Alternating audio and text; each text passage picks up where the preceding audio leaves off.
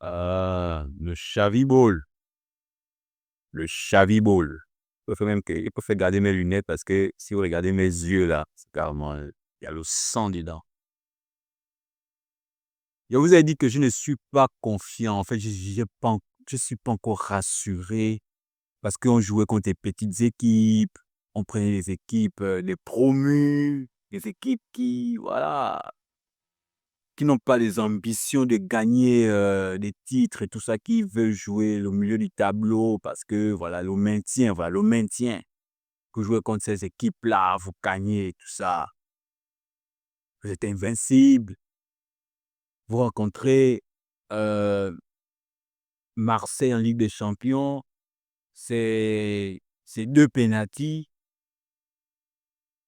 avec un Marseille qui a dominé, qui a bien joué, qui a, voilà, en Coupe du Monde de club, on va nous dire, bon, on va dire que voilà, Xavi commençait et tout, voilà. C'est 4-0 contre le PSG. Donc les équipes françaises déjà nous ont déjà traumatisés dans le jeu et dans les victoires. En Liga, on marque contre des petites équipes que le Barça peut éclater 6-0. Je ne sais pas, que le Barça domine. Nous, on vient, on joue et puis on gagne 2-1. On est content. On gagne 3-1. On est content. On dit le Chabibol, on dit voilà, la saison sera magnifique, on va gagner, on va gagner. On rencontre les grandes équipes. On rencontre les grandes équipes et on s'est fait éclater au sol. On s'est fait éclater nos darons. Sérieusement, on s'est fait éclater, on s'est fait manger, on s'est fait bouffer. Et vous allez parler, vous allez parler. Ce qui est bien, c'est parce que beaucoup de chroniqueurs, là, beaucoup de youtubeurs ne vont pas parler de l'attaque du Real Madrid, qui n'est pas organisée, qui ne donne pas une satisfaction dans le jeu. Le milieu de terrain, s'il vous plaît, a été bon avec Arda Güler. J'arrive. Je ne sais pas pourquoi je me précipite, j'arrive. C'est le premier match en Liga où la défense du Real Madrid s'est fait éclater. Premièrement, les choix de Xavi. Les choix de Xavi, franchement, je ne comprends pas. Pourquoi il peut faire sortir Eder Militao? Bon, certainement, il est blessé. Ça, on doit vérifier l'information. S'il est blessé, d'accord. Mais s'il n'est pas blessé, pourquoi il fait sortir Eder Militao alors qu'Eder Militao est considéré comme une recrue cette saison-là? Pour nous faire rentrer quelqu'un qui, là, je ne vais pas être grossier, quelqu'un qui ne sait pas jouer au ballon contre les grandes équipes. Il nous a montré contre le PSG en Coupe du Monde des clubs qu'il n'a pas le niveau contre les grandes équipes. Les matchs à haute intensité, les matchs à haut niveau, il n'a pas les boules pour jouer. Et là, les gars, bonsoir. J'espère que vous allez bien. J'espère que vous allez tous bien. Moi, ça ne va pas, clairement, ça ne va pas. Et je savais que ça allait arriver. Je savais que ça allait arriver. J'espère que vous vous portez bien, que tout se passe bien pour vous et tout ça. C'est bien. Donc là, on est là pour le débrief du match qui s'est déroulé entre le Real Madrid et l'Atlético de Madrid. L'Atlético de Madrid contre le Real Madrid. L'Atlético était à domicile, le Real Madrid était visiteur. Et le Real Madrid qui faisait un 6/6 en Liga, je crois un 5/5 ou un 6/6, qui ne perdait pas ses matchs, qui jouait et qui montrait plutôt quelque chose de bien en défense parce qu'on était la meilleure défense du championnat. Avant ce match, on était la meilleure défense du championnat. On n'encaissait pas des buts. Je pense qu'on avait encaissé 2 buts durant les 6 ou 5 derniers matchs. On avait encaissé 2 buts, je pense. Et on était sur une bonne lancée. On était sur une bonne lancée cette saison en Liga. La Ligue des Champions est encore, voilà, ça venait de commencer et pour l'instant, le match contre Marseille n'a pas été une satisfaction dans la rentabilité. Voilà. Mais en Liga, par contre, on a eu quand même de l'espoir et tout. On a eu quand même, voilà. On était premier. Mais ce soir, on redescend sur terre. On redescend sur terre et on revoit la vie en face. On revoit les choses en face. Voilà. Le Real s'est fait éclater 5-2 à l'Atlético. Atlético qui marque 5 buts au Real Madrid facilement, sans pression, sans même que le Real Madrid, non, c'était tranquille. Et c'est là où on attendait le Real Madrid, les gars. C'est là où on attendait la défense du Real Madrid. Hussein, Carreras, les recrues, c'est là où on les attendait. C'est là où on attendait Xavi contre ces grandes équipes-là. C'est là où on attendait euh, le jeu du Real Madrid. C'est là où on attendait le milieu de terrain du Real Madrid. C'est là où on attendait l'attaque du Real Madrid. C'est là où on attendait les choses, on attendait voir des choses contre les grandes équipes.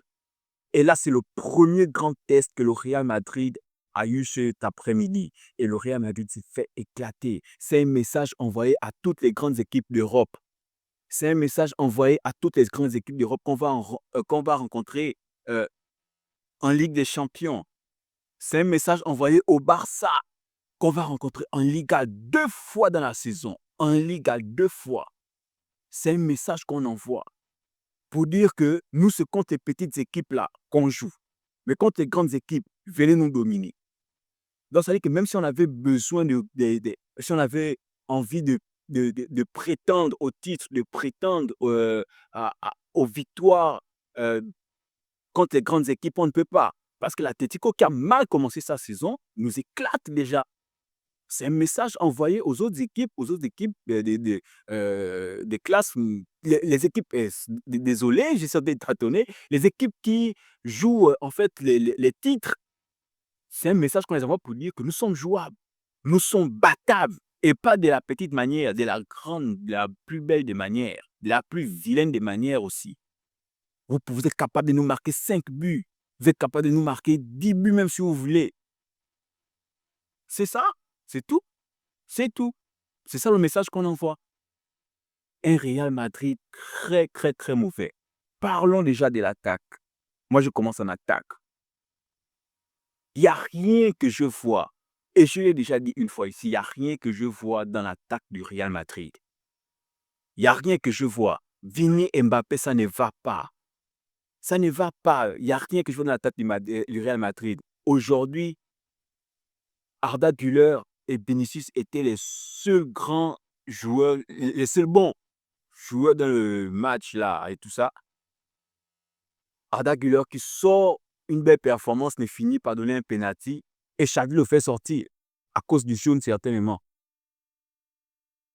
Mais regardez, dès qu'Arda Güler sort, les buts sont rentrés. Eder Militao est sorti, les buts sont rentrés. Je vais même pas, bref, je ne vais pas beaucoup parler. Tout le Real Madrid est flop ce soir. Totalement flop.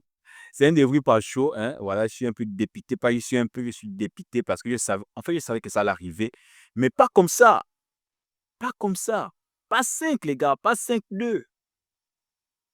Pendant 98 minutes, je ne sais pas combien de minutes on a fait sur le terrain avec le temps additionnel. 2 tirs cadrés, 2 frappes cadrées et ce sont les 2 buts. Le reste là, rien. L'Atlético a joué son ballon.